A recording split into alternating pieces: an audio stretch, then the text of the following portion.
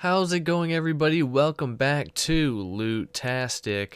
I've got some loot news for you on the Outer Worlds, so stay a while and listen. Let's get into the news. After I wrote and recorded the first video on the Outer Worlds on LOOTastic, news broke that Gameinformer would be covering the Outer Worlds during the month of February, and I said I would update everyone on any loot news that came from that. Well, here we are. Probably soon after my first Outer Worlds video went live. Now that LOOTastic is officially up and running, any future news that hits the internet will be covered here as soon as possible if it involves loot. Today's loot news involves weapons in the Outer Worlds.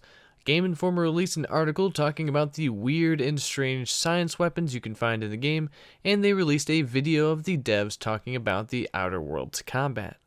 In my last video, I talked very briefly about the science weapon class, more specifically the shrink ray in the Outer Worlds. Now we have some more information on these weapons.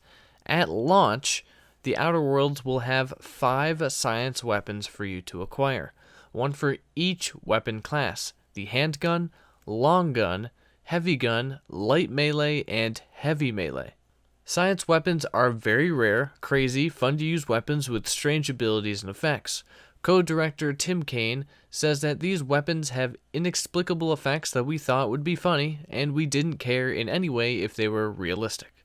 Science weapons can be found by exploring, diving into danger, doing certain side missions. All of them are off the beaten path, but are very rewarding and hilarious to use. In this Gameinformer article, they detailed the handgun class science weapon, the shrink ray, and it does what you'd expect. It shrinks enemies.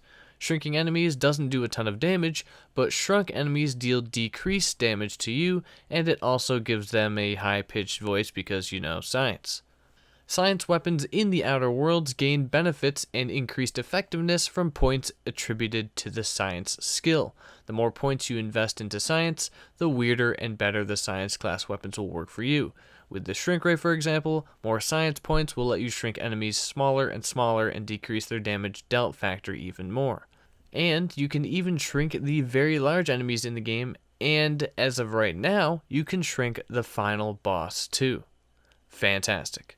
If you don't necessarily want to invest points into the science skill, you can still utilize the science weapons by giving them to your companions. It'll just be even more random and even more funny because it'll be up to the AI when they decide to actually use those weapons, which I think would be hilarious, and I'm totally going to do that. The only other science weapon we know about is something that the devs refer to as the ugly stick, which I'm assuming is one of the melee class weapons. I don't know what to even think, but I'm interested. The devs also stated that if players enjoy these kinds of weapons, more could be easily added as DLC sometime after the Outer Worlds launches. Moving on, we also learned that some weapons have mod slots, allowing you to customize weapons to better suit your playstyle. Scopes, silencers, and larger magazine mods were the mods that were specifically mentioned. We did get some more information on brands in the Outer Worlds. Different brands have varying attributes and durability. Spacer's Choice brand weapons apparently break very easily but are easy to fix because they are so cheap. Do you want higher quality weapons that won't fall apart easily? Go for T&L. Want to mod your weapons like there's no tomorrow? Then Hammersmith is for you.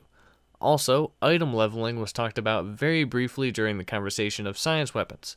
Some weapons and other items can be tinkered with to increase that item's level. The higher the level, the higher the damage, and science weapons can also be tinkered with. That's all that was really said in regards to item leveling, so we'll just have to wait and see how deep that system actually goes.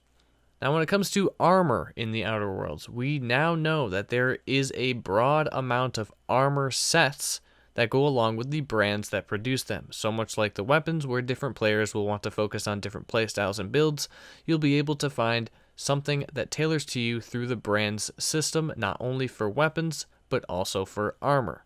That is the meat and potatoes of what we have learned so far loot-wise from the monthly coverage by Gameinformer of the Outer Worlds. A few interesting things, but I'm still waiting to see if there will be rarities at all. Will weapons and armor have different tiers, or is it strictly an item leveling system? Are science weapons the only rare guns in the game, or is there more rare weapons, and is there rare armor as well? Guess we'll just have to wait and see. If you do want to check out my last video on the Outer Worlds where I break down everything we know about the loot, it will be linked at the end of the video and down in the description. Now I highly recommend checking out Gameinformer's coverage. They've done a lot of great coverage for the Outer Worlds. I haven't covered it all here. I'm just covering the loot aspect, so you guys have that info for loot specifically, but they've been talking about tons of stuff with the Outer Worlds, so I'll make sure I leave the link to their whole page on the Outer World in the description for you to check out if you want. But, as always, this video was brought to you by LOOTastic, where you get all the legendary loot news and info free of charge, no grind or limbs required.